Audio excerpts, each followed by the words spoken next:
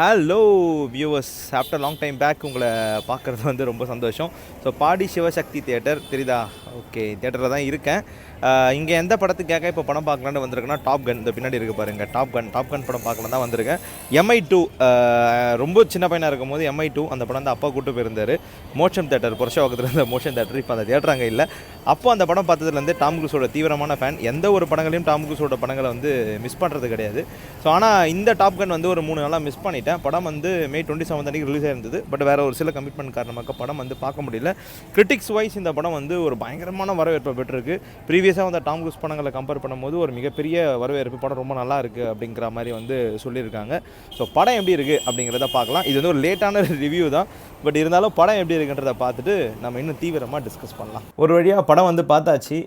மூவியை பற்றி சொல்லணும் அப்படின்னா வந்து இது என்டையராக முழுக்க நம்ம அடிக்கடி சொல்லுவோம் இல்லையா, ஹாலிவுட் படம் மாதிரிலாம் வராது, இருந்தாலும் ஹாலிவுட் படம்டா, ஹாலிவுட் படம் எப்படி இருக்கும் தெரியுமா அப்படின்னுவோம்ல, அந்த மாதிரியான ஒரு ஹாலிவுட் பக்காவான ஒரு ஹை ஸ்டாண்டர்ட் ஒரு ஹாலிவுட் ஃபிலிம் தான் வந்து டாப் கன் மேவரிக். இந்த படத்தோட ஸ்பெஷல் என்ன, கிட்டத்தட்ட 36 வருஷத்துக்கு முன்னாடி வந்த டாப் கன்னில் இருந்து தான் அதோட எங்கே விட்டாங்களோ அங்கே இருந்தால் வந்து இந்த படத்தோட கதை வந்து ஸ்டார்ட் ஆகுது. ஸோ பொதுவாகவே டாம் க்ரூஸ் அவரோட படங்களில் வந்து அவரோட கேரக்டர் எப்படி இருக்குன்னா, எதுக்குமே பயப்படாத ஒரு அசாட்டுத்தனமான ஒரு துணிச்சலான ஒரு கேரக்டராக தான் அவர் எடுத்து பண்ணுவார். அது மிஷன் இம்பாசிபிள் சீரிஸாக இருக்கட்டும், இல்லை அதை தாண்டி அவர் வெளியே வந்த படங்களாக இருக்கட்டும். அதே மாதிரி தான் டாப் கன் முழுக்க டாம் க்ரூஸோட துணிச்சலை வச்சு தான் இந்த படத்தில் வந்து நிறைய ஹைலைட்ஸான மூமெண்ட்ஸ் வந்து இந்த டீம் வந்து கிரியேட் பண்ணியிருக்காங்க. அது எக்ஸாம்பிளாக சொல்லணும்னா வந்து படத்தோட ஓப்பனிங் சீன் இருக்கணும். உலகத்திலே ரொம்ப வேகமாக போகக்கூடிய ஒரு ஜெட்டை வந்து இவங்க ஸ்பீட் டெஸ்ட்டுக்கு அனுப்புகிறாங்க. அவங்க சொல்கிற விஷயம் இந்த ஸ்பீட் வேரில் தான் போகணுன்ட்டு. ஆனால் டாப் கனோட துணிச்சல் அதை விட அதிகமான ஸ்பீட்டில் அதை ஓட்டி அது விபத்துக்குள்ளாக்குறாரு. விபத்துக்குள்ளாக்குறது மட்டும் இல்லாமல் அது எங்கேயோ ஒரு இடத்துல வெடிச்சு இவர் கீழே பூமியில் வந்து எங்கேயோ லேண்ட் ஆகிட்டு ஒரு ரெஸ்டாரண்ட்டுக்குள்ளே போய்ட்டு தண்ணி வாங்கி குடிக்கிறதுலாம் வேறு லெவலு. இதெல்லாம் டாம் க்ரூஸ் பண்ண மட்டும் தான் நம்புற மாதிரி இருக்கும் அப்படிங்கிற ஒரு விஷயத்தை படத்தோட ஓப்பனிங்லேயே இவங்க வச்சு ஓப்பன் பண்ணியிருக்காங்க. படத்தோட ஃபர்ஸ்ட் ஆஃப் முழுக்கவே வந்து ரொம்ப அப்படியே ரொமான்டிக்கலாக சென்டிமெண்ட்டாக அண்ட் ஒரு கான்வர்சேஷன் மாதிரி தான் போச்சு. பட் படத்தோட செகண்ட் ஹாஃப்ல தான் டாம் க்ரூஸ் படங்கள் எப்படி இருக்கும் அந்த மாதிரியான நிறைய முக்கியமான எலமெண்ட்ஸ், ஆக்ஷன் மூமெண்ட்ஸ் எல்லாமே வந்து செகண்ட் ஹாஃப்ல தான் வந்துருது. பொதுவாக டாம் க்ரூஸோட படங்கள் வந்து ஆக்ஷன் அப்படின்றது அவர் தான் இறங்கி பண்ணுவார். பட் இந்த படங்கள் எல்லாமே வந்து வானத்தில் பறக்கிற மாதிரியே வந்து ஃபுல்லாக இவங்க வந்து ஆக்சுவலி பண்ணியிருக்காங்க. படத்தோட ஒன்லைன்னா ஒன்றுமே கிடையாதுங்க. யுரேனியமை வச்சு வந்து உலக நாடுகள் எல்லாத்துக்கும் பிடிக்காம ஒரு நாடு வந்து ஒரு டெஸ்டிங் ஒன்று பண்ணுது. அதை வந்து அழிக்கணும். அதை அழிக்கிறதுக்கு வந்து டாப் கன் வந்து டாம் க்ரூஸ் வந்து கூப்பிட்றாங்க. 30 வருஷமாக ஒரு விமான ஓட்டியாக இருக்கிற நம்மளோட டாம் க்ரூஸை வந்து இவங்க கூப்பிட்றாங்க. என்னென்னா ஒரு டீமை வந்து ட்ரைன் பண்ணணும். அந்த டீம் தான் வந்து ஆக்சுவலி வந்து அந்த பலப்பரீட்சைக்கு வந்து போக போகிறாங்க. அப்படின்னும் போது அந்த டீமில் வந்து ப்ராட்லி இருக்கார். ப்ராட்லி யாருன்னா 36 வருஷத்துக்கு முன்னாடி வந்த டாம் க்ரூஸோட டாப் கன் படம் இருக்குல்ல, அதில் வந்து க்ரூஸ் அப்படின்ற ஒரு கேரக்டர் இவரோட க்ளோஸ் ஃப்ரெண்ட் வந்து இறந்துருவார். அந்த ஃப்ளைட்டில் வந்து இவர் டாம் க்ரூஸும் வந்து ஆக்சுவலி இருப்பார். அந்த இறந்த ஃப்ரெண்டோட மகன் வந்து ஆக்சுவலி இந்த மிஷனில் வந்து இருப்பார்.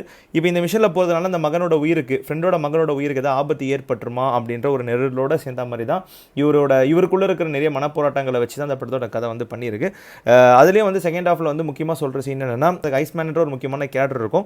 அவர் தான் வந்து ஆக்சுவலி வந்து டாம் க்ரூஸ்க்கு வந்து நிறைய இடங்களில் வந்து சப்போர்ட் அண்ட் ஹெல்ப் பண்ணியிருப்பார். ஏன்னா டாம் க்ரூஸ் இந்த மாதிரி ஃப்ளைட்டை வெடிக்க வைக்கிறது, இந்த மாதிரி என்ன விஷயங்கள் பண்ணாலும் டாம் க்ரூஸோட திறமையை நம்புற, மேவரிக்கோட திறமையை நம்புற ஒரு ஐஸ்மேன் என்ற ஒரு கேரக்டர் இருக்கும். அவர் இறந்ததுக்கு அப்புறம் உள்ளே இருக்கிறவங்க என்ன பண்ணுவாங்கன்னா, இல்லை கேப்டன் இதோட நீங்கள் கிளம்பலாம், இதுக்கு மேலே இந்த டீமை நாங்கள் ட்ரைன் பண்ணிக்கிறோம் அப்படின்னும் போது 2.30 செகண்டையும் இன்னும் கம்மி பண்ணி அந்த டைம் பீரியடுக்குள்ளே அந்த மிஷனை எப்படி முடிக்கலான்ட்டு ஒரு எக்ஸாம்பிள் ஒன்று காட்டுவார். அந்த இடம்லாம் வந்து படத்தில் வந்து தியேட்டரை வெடிக்கிற மாதிரியான மூமெண்ட். அண்ட் ஃபைனலாக அந்த மிஷின்குள்ளே இவங்க போகிற அந்த கிளைமேக்ஸ் சீன் கிட்டத்தட்ட ஒரு ½ அன் ஹவர் வந்து படத்தை வந்து சீட்டோட எட்ஜில் வந்து நம்மளை உட்கார வச்சிருக்கு அப்படின்ற மாதிரி சொல்லலாம். இவங்க ஒரு பிளான் ஒன்று போடுறாங்க, அங்கே டாம் க்ரூஸ் மாட்டிக்க, அண்ட் அதுக்கப்புறம் ப்ராட்லி போய்ட்டு அவரை காப்பாற்ற, அந்த ப்ராட்லி ஒரு காப்பாற்றி எப்படி வந்து கூட்டு வந்தார் போன்ற விஷயங்கள் வந்து பயங்கரமாக வந்து படத்தில் காட்டப்படுது. டாம் க்ரூஸோட படங்கள்லேயே இதுவரையிலும் வந்ததுலேயே வந்து அதிகமான ஒரு பொருட்செலவில் எடுக்கப்பட்ட பண்ணது டாப் கன் மேவரிக்காக இருக்குது. கிட்டத்தட்ட $180 மில்லியன் வச்சு இந்த படம் வந்து எடுக்கப்பட்டிருக்கு. ஆனால் அந்த படத்தோட ஃபர்ஸ்ட் வீக்கெண்ட் கலெக்ஷன் மட்டும் அரௌண்ட் $160 வந்து படம் கலெக்ட் பண்ணியிருக்கு. ஐ திங்க் இந்நேரத்துக்கு இந்த படம் வந்து போட்டதை விட அதிகமான லாபத்தை இந்த படம் பார்த்துருக்கும். இனி வரும் நாட்களில் இந்த படம் பண்ண போகிறது எல்லாமே வந்து ஒரு பெரிய கலெக்ஷன் தான் இருக்குன்ற மாதிரி சொல்லப்படுது. இந்த படத்தை வந்து யார் டைரக்ட் பண்ணியிருந்தா, ஜோசப் கொசன்ஸ்கி அப்படின்றவர் வந்து டைரக்ட் பண்ணியிருக்காரு. ஸோ டைரக்ஷன் வைஸ் இந்த படம் வந்து வேறு லெவல். அண்ட் அதே நேரத்தில் வந்து லேடி காகாவும் ஹேண்ட் ஜிமரும் வந்து மியூசிக் பண்ணியிருக்காங்க. பேக்ரவுண்ட் ஸ்கோர் படத்தில் வந்து வேறு மாதிரி இருந்தது. அண்ட் ஜெனிஃபர் கார்னெலியை வந்து இவருக்கு வந்து ஃபீமேல் லீடாக வந்து பண்ணியிருக்காங்க. டாம் க்ரூஸ் எப்படி வந்து ஒரு பழைய ஆக்டரோ 30 வருஷத்துக்கு முன்னாடி தெரியுமா, அதே மாதிரி தான் ஜெனிஃபர் கார்னெலி. அவங்களையும் வந்து ரொம்ப வருஷமாக தெரியும். பட் இவரும் எப்படி எங்கே இருக்காங்களோ அதே மாதிரி தான் அவங்களும் எங்கே இருக்காங்க. இவங்களுக்குள்ள ரொமான்டிக் சீன்ஸ்லாம் வந்து படத்தில் வந்து டாப் டச் அப்படிங்கிற மாதிரி சொல்லலாம்.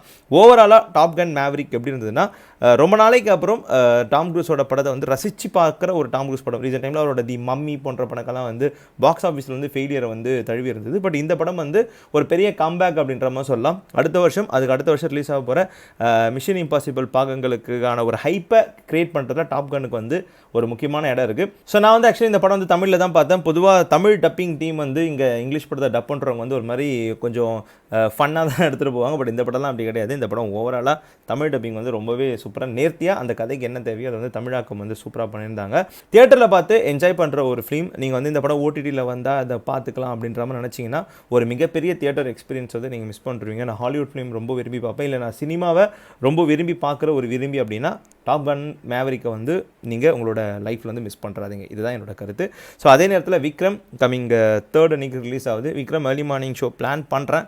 பட் அப்படி பாசிபிள்னா அன்றைக்கி டேக்குள்ளே ஏதாவது ஒரு ஷோ பார்த்துட்டு கண்டிப்பாக நான் ரிவ்யூ பண்ணுறேன் விக்ரம் எப்படி இருக்குன்ட்டு. தொடர்ந்து நிறைய வீடியோக்கள் வந்து நம்மளோட SRK விசிட்டில் வரும். உங்களோட அன்பும் ஆதரவும் என்றும் வேண்டும் சொல்லி விடைபெறுகிறேன். நன்றி, வணக்கம்.